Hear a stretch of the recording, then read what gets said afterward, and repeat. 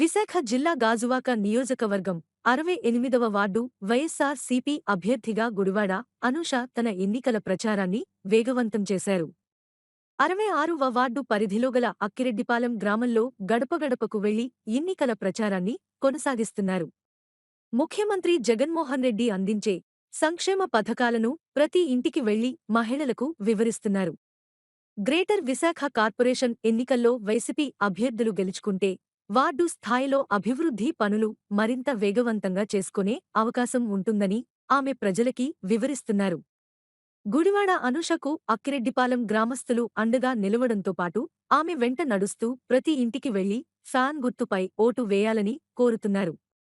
ఈ కార్యక్రమంలో వైఎస్సార్సీపీ సీనియర్ నాయకులు గుడివాడ లతీష్, మహిళలు, యువత, వార్డు ప్రజలు అధిక సంఖ్యలో పాల్గొన్నారు.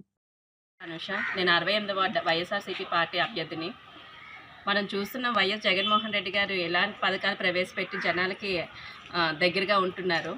అదే నమ్మకంతో మా పార్టీ విశాఖపట్నంలో అత్యధిక మెజార్టీతో మేయర్ పదవి చేపడుతుందని చెప్పి నేను ఖచ్చితంగా నమ్ముతున్నాను.